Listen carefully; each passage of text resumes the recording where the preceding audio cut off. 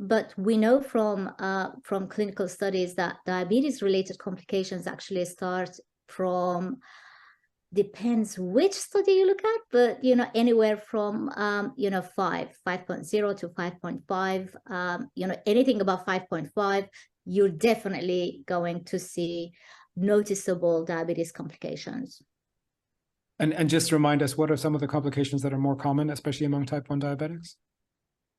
The most common complications, of course, are neuropathy, which is damage to the nerve endings of pretty much all over your body. So once your autonomic nervous system is damaged, now you don't have proper bowel movements.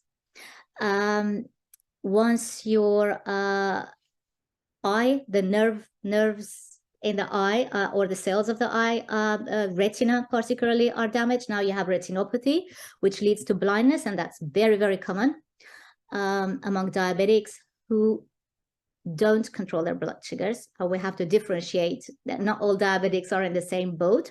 So we're talking about diabetics who do not control their blood sugars. So we have neuropathy, retinopathy, even hearing loss is common among diabetics. Pneumonia is very common among the elderly, of course.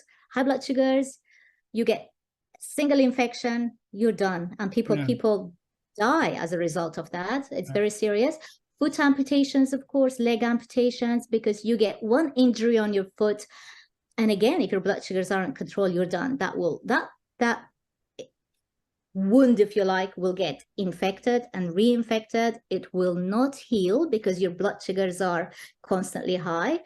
And people have, leg amputations. That's very, very common among diabetics who do not control their blood sugars. Yes. Among type 2s, we see a high increased risk of heart disease. Is that also the case with type 1s? I don't know.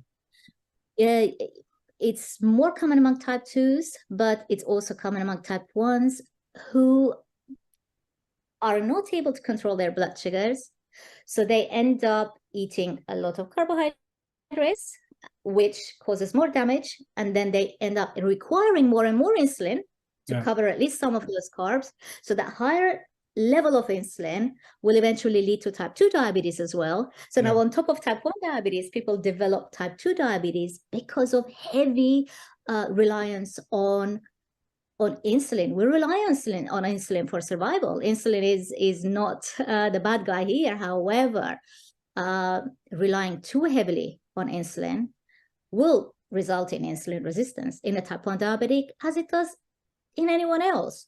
And insulin resistance itself is a risk factor for heart disease. Yeah, I mean, the first time one of my patients with diabetes, I got him, I told him we must work with the endocrinologist to reduce your dosage.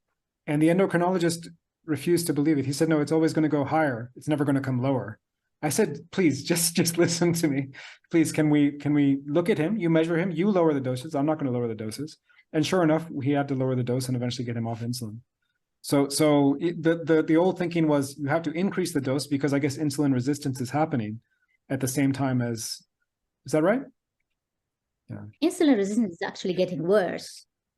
So the higher your blood sugars are, the more resistant you're becoming to insulin. So over time, you get to require more insulin.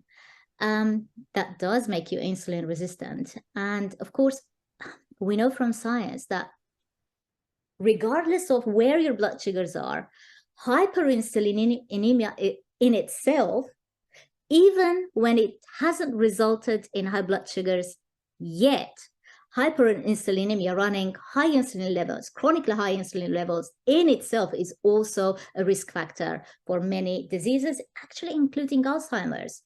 Absolutely.